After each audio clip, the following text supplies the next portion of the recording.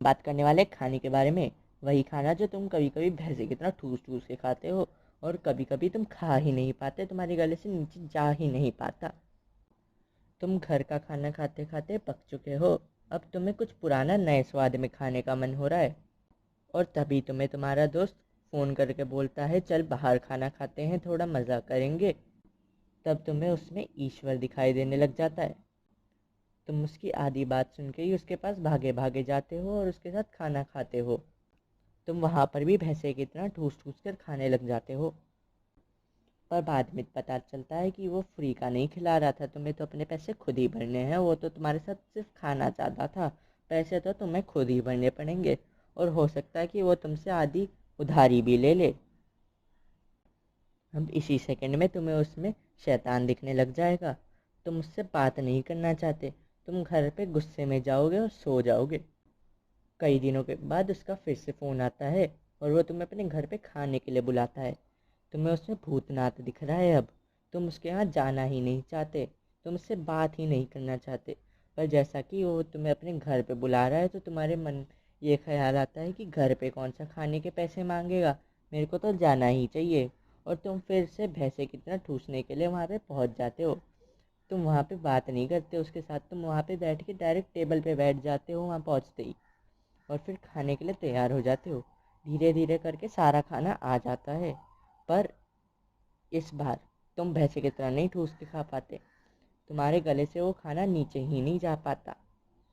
खाने में नमक ही नहीं है, मिर्च दुगनी, रोटियां भारत का नक्शा, और चावल तो भूल ही जाओ, पूरे के पूरे जले हुए।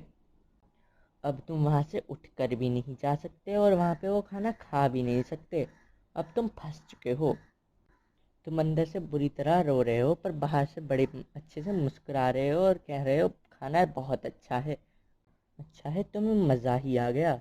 बाद में पता चलता है कि उनके लड़के ने ये खाना बनाया था और वो पहली बार खाना बना रहा था।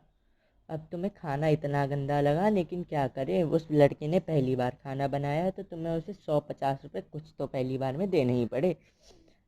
तुम्हें मुफ्त का खाना नहीं मिला और उल्टा बेस्वाद खाना मिल गया। अब तुम तो परेशान हो चुके हो। तुम वापस से घर पे जाते हो रोते धोते हुए, और फिर उसका फ़ोन ब्लॉक ही करके रख देते हो। अब हम तुमको बताएंगे अलग अलग फूड ईटर्स। पहले, सांड जैसे लोग जो सांड की तरह ही खाते हैं ठूस ठूस कर, 10 लोगों का खाना एक बार में एक वक्त के लिए खा लेते हैं। दूसरे, ये बहुत ज़्यादा मिलते हैं, सूखी डंडी। पर सूखी डंडी की तरह नहीं खाते हैं, ठूस ठूस के ये भी खाते हैं भैंसे की तरह। पर पता नहीं खाना जाता कहाँ है, डायरेक्ट टॉयलेट में जाता है इनका खाना, लगता है बॉडी में कुछ लगता ही नहीं, एकदम सूखी डंडी भैंसे की तरह खाते हैं पूरे दिन पर सूखी डंडी। फिर सूखी डंडी पार्ट 2 भी है, मतलब सूखी डंडी वाले दूसरे लोग भी हैं जो खाते ही नहीं, सच में हवा पे जीते हैं। मेरी क्लास में एक लड़का था, वो मेरे बाजू में ही बैठता था। उसके टिफ़िन में 2 बिस्किट, 2 बिस्किट के पीस रहते थे। ऐसा लगता था डॉगी का खाना लेकर आया है, वो भी छोड़ा हुआ। फिर तीसरे, कभी भी खाने को तैयार होने वाले। मैं जब गुजरात में था ना, तो वहाँ पे 4 बजे मेरा नाइट आउट था। नाइट आउट में हम वहाँ पे लेट गए थे, सो रहे थे। सबको सोने के लिए बोल दिया था, मैं क्लास में था, सोने के लिए बोल दिया था, लाइटें बंद कर दी थी, पावर कट ही कर दिया कि कोई लाइट ना जलाए। तो वहाँ पे मेरे गुजराती दोस्त रात के 3 बजे मस्त खाना खा रहे थे, ऐसे भैंसे की तरह ठूस ठूस कर खा रहे थे। तो आपको क्या लगता है मैंने क्या किया होगा? मैं भी उनके साथ खाने बैठ गया, बराबर बैठ गया मैं। सही कह रहे हो आप। और एक होते सुपर हाइजीनिक वाले, वो कहीं भी जाते हैं ना तो अपने साथ एक कपड़ा लेकर घूमते हैं, अपना किचन टॉवल। वेटर आया, उसने प्लेट रखी, खाली प्लेट, खाना उसके बाद ला रहा था। उसने, जो बच्चा था ना वो, जो सुपर हाइजीनिक बच्चा, उसने वो किचन टॉवल निकाला और प्लेट पोंछने लग गया। मैंने पूछा क्यों पूछ रहा है, तो उसने बोला भाई गंदी है, जबकि मैं एकदम चमक रही थी ऑलरेडी प्लेट। जब वो वेटर पानी का गिलास लाया तो वो बच्चा बोला भैया एक और खाली गिलास लाना, और फिर वो बोला एक बिस्लरी का बॉटल भी लाना। मेरे को ये ग्लास नहीं चाहिए। फिर वो ग्लास लाया खाली, उसने उसमें कपड़ा मारा बच्चे ने, और फिर आपको क्या लगता है उस बच्चे ने वो पानी की बोतल को इसमें डाल दिया? नहीं, वो पूरा डिस्टिलाइजेशन का पूरा प्रोसेस लेकर घूम रहा था अपने साथ। उसने वहीं टेबल पे सब अपना प्रोसेस जमा दिया, और उसने उस पानी को वहाँ पे साफ़ करने लग गया वो कपड़े से और अपने उस प्रोसेस से। फिर अब ये आखिरी वाले जो होते सुपर गंदे, कुछ हाइजीन का परवाह ही नहीं।